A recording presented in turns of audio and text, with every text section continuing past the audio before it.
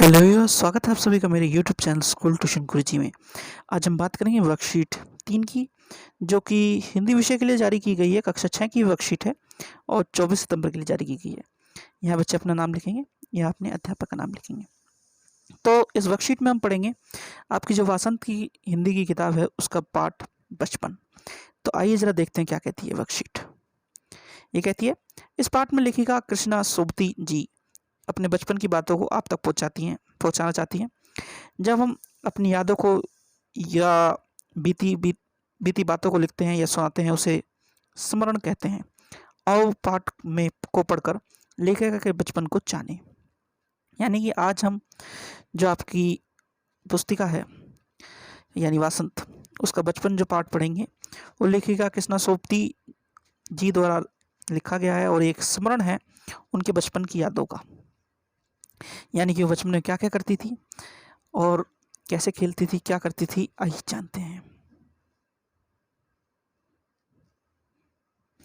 मैं तुम्हें अपने बचपन की ओर ले जाऊंगी। मैं तुमसे कुछ इतनी बड़ी हूँ कि तुम्हारी दादी भी हो सकती है, तुम्हारी नानी भी, बड़ी बुआ भी, बड़ी मौसी भी। परिवार में मुझे लोग जीजी कहकर पुकारते हैं। हाँ, मैं इन दिनों कुछ बड़ा बड़ा यानी उम्र में सयाना महसूस करने लगी हूँ। बच्चों, सयाने का मतलब होता है होशियार एक तरह से, ठीक है। शायद इसलिए कि मैं पिछली शताब्दी में पैदा हुई। शताब्दी का मतलब होता है एक शताब्दी में 100 वर्ष होते हैं, ठीक है। मेरे पहनने ओढ़ने में भी काफ़ी बदलाव आया है। पहले मैं रंग बिरंगे कपड़े पहनती रही हूँ, नीला, जामुनी, ग्रे, काला, चॉकलेटी। अब मन कुछ ऐसा करता है कि सफ़ेद पहनो, गहरे नहीं हल्के रंग पहनो। मैंने पिछले दशकों में तरह तरह की पोशाक पहनी। दशकों मतलब होता है 10 साल, ठीक है बच्चों। पहले फ्रॉक, फिर निक्कर, वाकर, स्कर्ट, लहंगे, गरारे और अब चूड़ीदार और घेरदार कुर्ते। बचपन के कुछ फ्रॉक तो मुझे अब तक याद हैं। हालांकि नीली और पीली धारी वाली फ्रॉक, गोल कॉलर और बाजू पर भी गोल कफ, एक हल्की गुलाबी रंग की बारीक चुनटों वाली घेरदार फ्रॉक, नीचे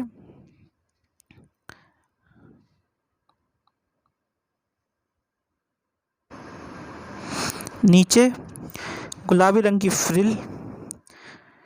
तो ये क्या कह रही है, ये लेखिका कह रही हैं कि वह आपकी दादी भी हो सकती है, नानी भी हो सकती हैं। और ऐसा क्यों कह रही हैं वो, क्योंकि वो पिछली शताब्दी यानी जो पिछला शताब्दी वर्ष था, यानी कि अब 2020 चल रहा है, तो वो 1900 की शताब्दी में पैदा हुई थी। और उन्होंने ओढ़ने और पहनने यानी कपड़ों के कई तरह के रंग देखे हैं।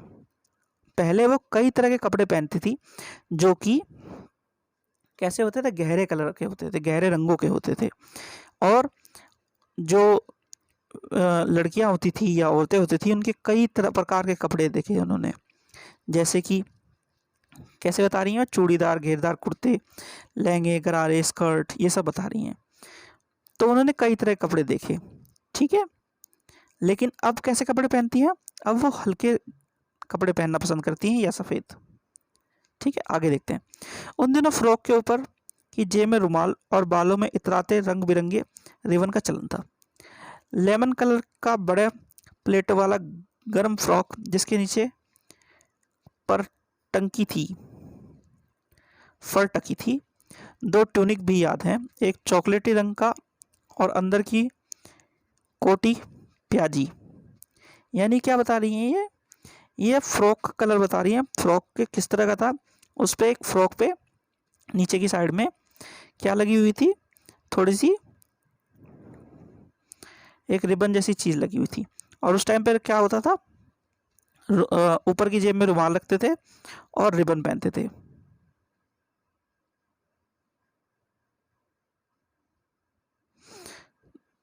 फिर आगे दूसरा ग्रे और उसके साथ सफ़ेदी कोटी। मुझे अपने मोजे और स्टॉकिंग भी याद है। बचपन में हमें अपने मोजे खुद धोने पड़ते थे, वह नौकर या नौकरानी को नहीं दिए जा सकते थे, इसकी सख्त मनाही थी। हम बच्चे इतवार को सुबह इसी में लगते लगते धो देने के बाद अपने अपने जूते पॉलिश कर चमकाते।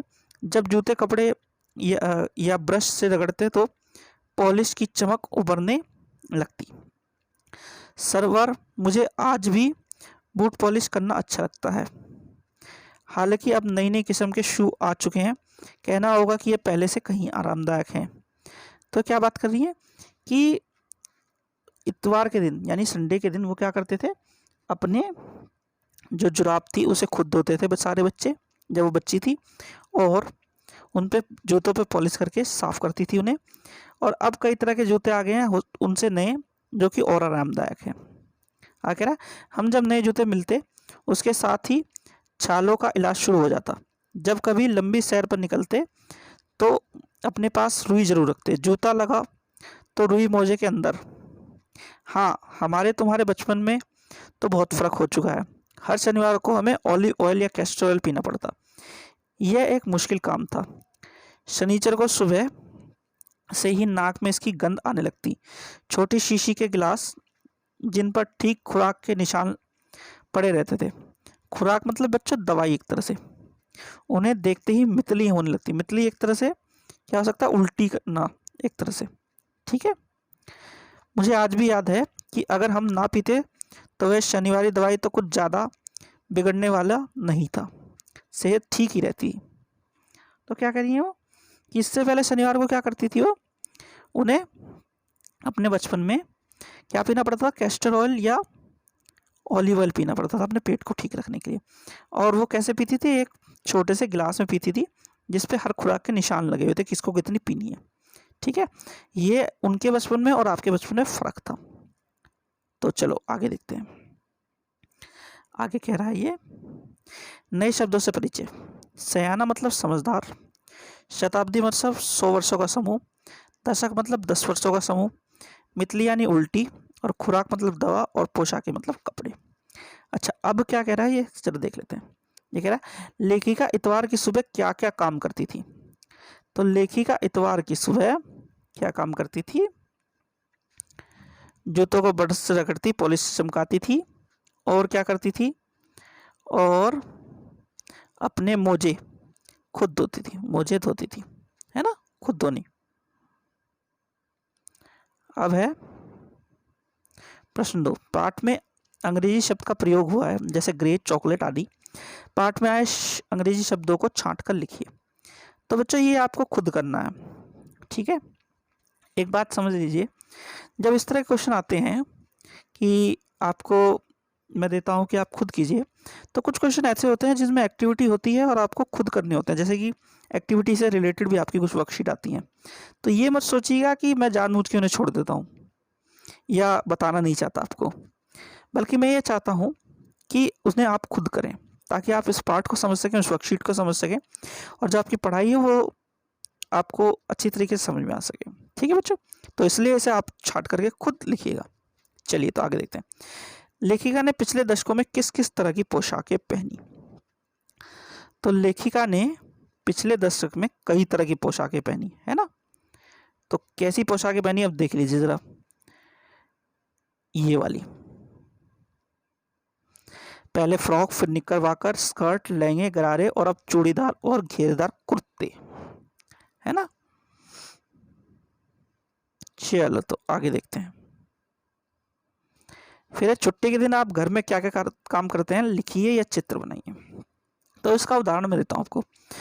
बहुत से बच्चे छुट्टी के दिन क्या करते हैं, अगले दिन उनको स्कूल जाना होता है, खैर अभी तो बंद है स्कूल, तो क्या करते हैं, अपने कपड़ों को धोते हैं, जैसे लेखिका ने धोए, उनको प्रेस करते हैं, जूतों को पॉलिश करके चमका के रखते हैं, ताकि सोमवार को जब वो स्कूल जाएं तो वो चमकदार रहें और खिले खिले अच्छे रंग के लिए।